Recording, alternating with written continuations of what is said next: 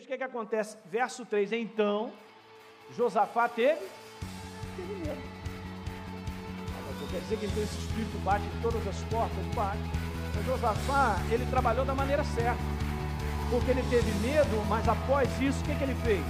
Ele bateu o medo nele e começou a buscar Deus. Ele começa a fazer declarações maravilhosas a partir do verso 6, a respeito de quem Deus é, a aliança que aquele povo tinha com Deus. Diga aleluia. Não mudou em nada, gente, nós temos uma aliança com Deus, aleluia. O que vale é o que está escrito. Se isso aqui entra e preenche o nosso interior, a gente fecha a porta e deixa o medo subir. Porque ele bateu numa porta onde nós estamos firmados no que está escrito, na aliança que nós temos, de saúde, uma aliança de progresso, de crescimento, uma aliança de cuidado, de proteção em relação à nossa vida e família, gente. Isso não pode sair do teu espírito.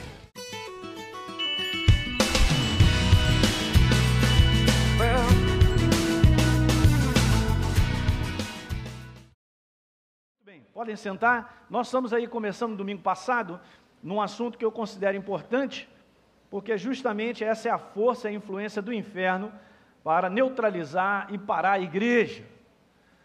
E eu quero te dizer que nós não podemos cair nessa pilha.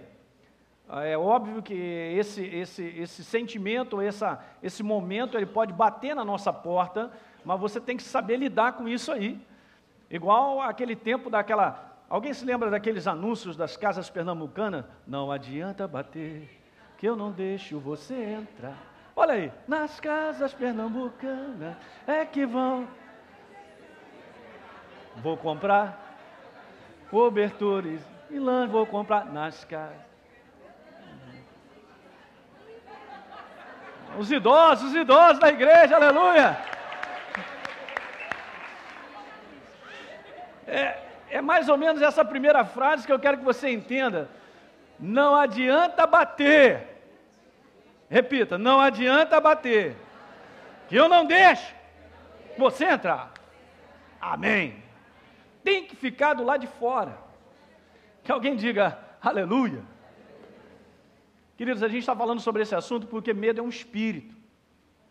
Alguém se lembra, só um paralelo para você entender, quando está lá em Êxodo capítulo 12, quando fala sobre a passagem do anjo da morte, e diz que tinha lá o sangue do cordeiro na porta das casas do povo de Deus, e quando o anjo olhava aquilo, ele passava adiante. Nós temos que compreender isso, que você foi selado, eu e você, com o sangue de Deus. Nós pertencemos a Deus, e se nós pertencemos a Deus, não podemos deixar entrar espírito diferente do reino de Deus. Diga aleluia. Mas nós temos que trabalhar isso da maneira própria. Abra lá a sua Bíblia em 2 Timóteo. Você que está na internet nos assistindo, se você quiser, pegue uma Bíblia. Abra lá em 2 Timóteo, capítulo 1, verso 7. Eu leio o texto base daquilo que nós estamos falando nessa manhã. Livre-se do medo, diga aleluia. Ok, diz lá assim, porque Deus não nos tem dado espírito de covardia, está na minha tradução, mas essa palavra é timidez, medo, espírito de temor no contexto de medo, mas Deus tem nos dado espírito de poder, espírito de amor e de moderação, diga glória. Sabe, na Bíblia Amplificada, como eu li aqui, eu falei para vocês, Deus tem nos dado espírito de timidez, não nos tem dado, de covardia, de medo, mas Ele tem nos dado espírito de poder, de amor, uma mente equilibrada, que os equilibrados digam aleluia, não vou nem perguntar dos malucos, uma mente disciplinada e autocontrole, é isso que Deus tem nos dado. Aliás, se você for ler em Gálatas capítulo 5, que fala lá sobre o fruto do Espírito, ele te equilibra. Se nós deixarmos a presença de Deus, o Espírito do Reino, e essa palavra governar a nossa vida, você terá uma mente simples, equilibrada, você não permitirá que o medo domine, diga aleluia. Ele domina quando ele entra, ele bate na porta, a gente abre, pode entrar seu medo, fica à vontade. Esse é um perigo, e a gente estava falando sobre algumas curiosidades aqui, há mais de 60 referências na Bíblia, quando Deus chega para os homens, a primeira coisa que ele diz é, não temas. Não tenha medo. Incrível isso, né? Por que Deus faz essa relação? E nós lemos aqui no domingo passado algumas passagens, e nós terminamos naquela com 2 Crônicas, capítulo 20, no verso 15, quando então Josafá, ele ouve a notícia de povos, pelo menos 4 povos, se unindo para combater contra ele, e a primeira coisa que ele teve, está escrito isso lá, deixa eu ler para você, que eu não li isso, a 2 Crônicas, glória a Deus, hein? Vamos passar alguns domingos aí falando sobre esse assunto, vai te ajudar muito, diga aleluia. Veja 2 Crônicas, capítulo 20, e veja aí, deram essa notícia no verso número 2, olha rei, grande multidão vem contra ti, da além do mar e da Síria.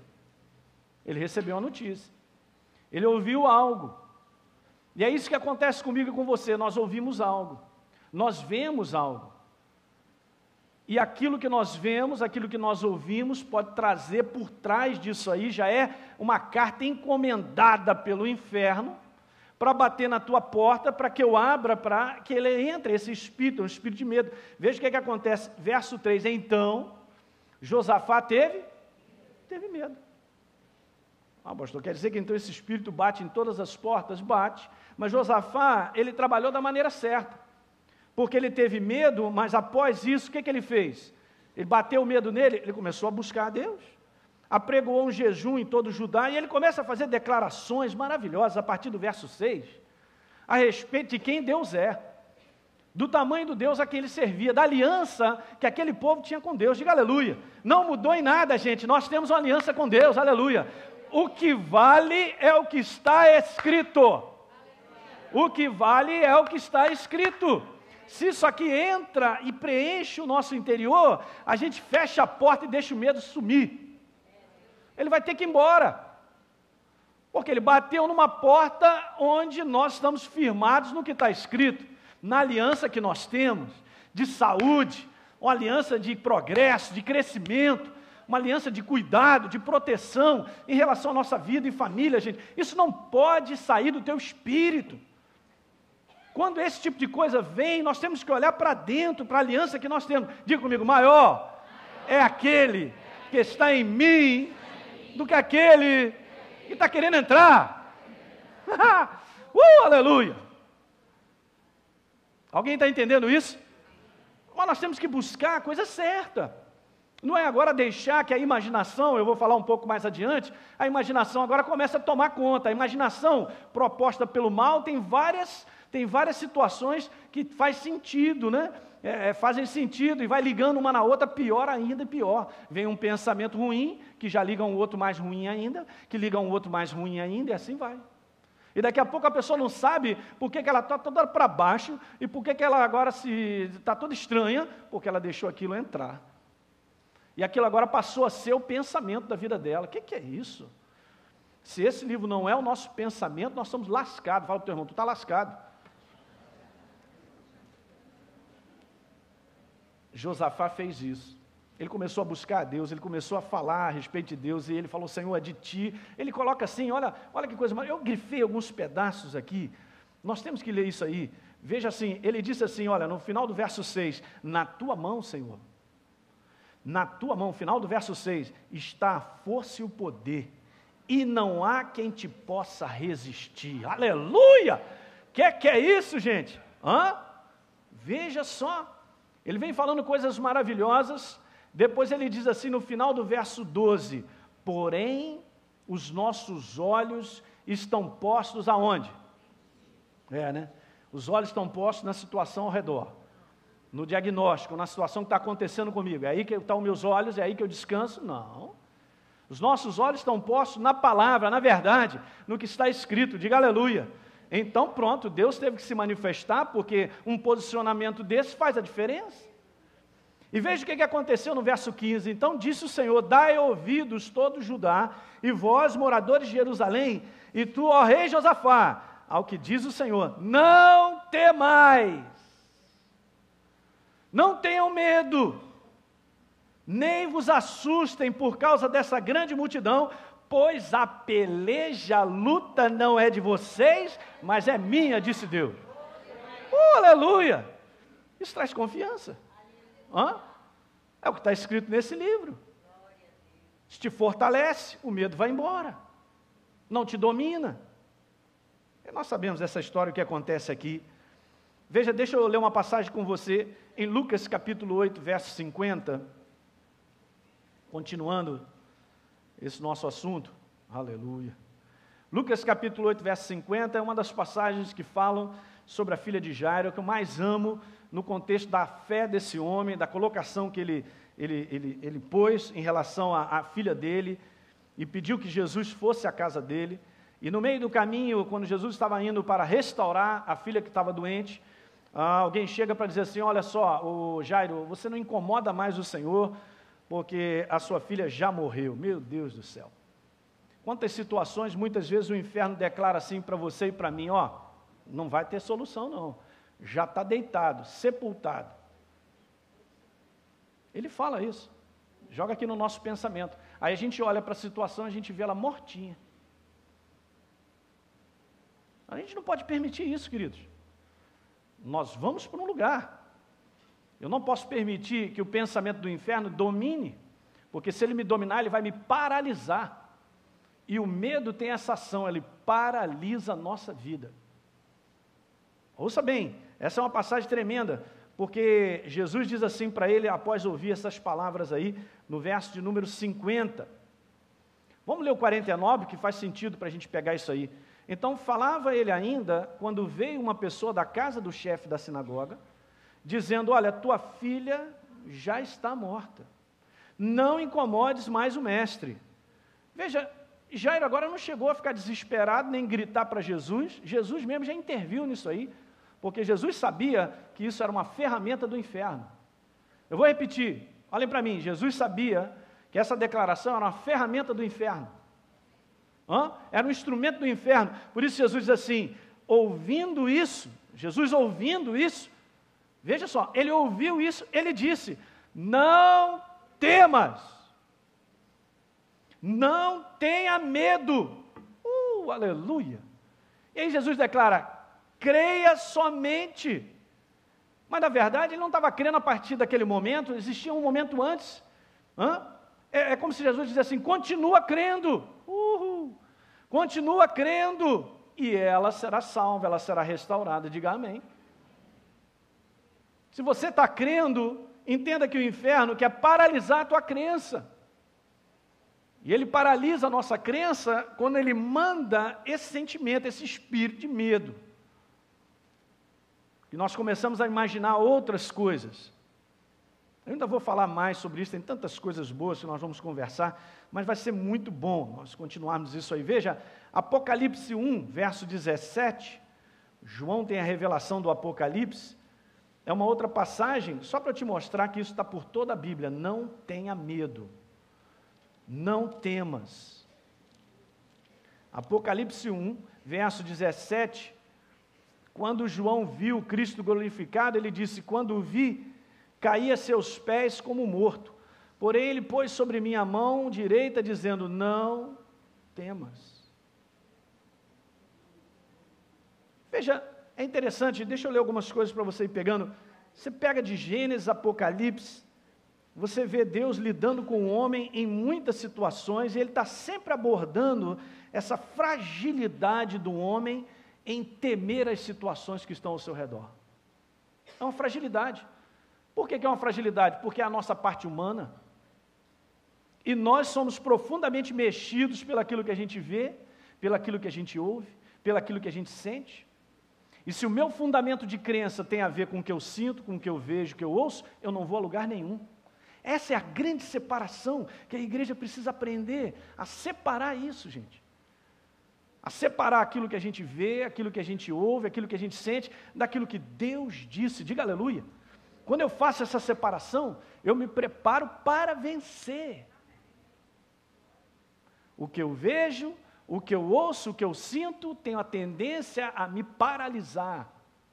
É onde o inferno pode mexer. Ele não pode mexer nesse livro, aleluia. Esse livro já decretou a sentença dele, vai para o lago de enxofre. Quando o inferno estiver te perturbando, você fala assim, rapaz, o teu futuro é que é negro, tu vai para o lago de enxofre, só esperar. A gente tem que ter esse entendimento que o que está escrito é a verdade, é ou não é a verdade? Mas por que eu não abraço então a verdade? Eu me entrego a essa porta abrindo e deixando que o medo me paralise, que diga tudo de ruim a respeito da minha vida, do meu futuro. Não vai chegar a semana que vem. É esse ano. Sua família não vai para lugar nenhum, seus filhos. Que tipo de coisa é essa, gente? Nós somos a igreja, nós vivemos dentro do reino de Deus. E a verdade dessa palavra tem que governar a minha vida, tem que preencher o meu interior de tal maneira que eu fique com essa verdade. Sabe, quando Deus te enche, você parece que é um garoto de 20 anos e está disposto a encarar qualquer coisa, diga aleluia. É claro que é a força de Deus, isso não é da humanidade. É a presença dele te enchendo, a minha e a você. É só com essa força que nós vencemos, porque nós cremos. E nós temos a expectativa que Deus mudará essas situações. E Ele muda. É na base da minha crença, por isso Jesus disse, não temas.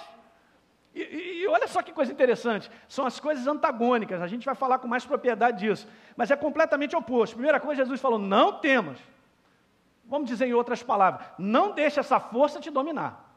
Aí depois ele reforça a força que daria vitória. Olha só, crê somente, continuando crendo, cara. Continua crendo. Então ele manda a força do medo, embora, segura, trava.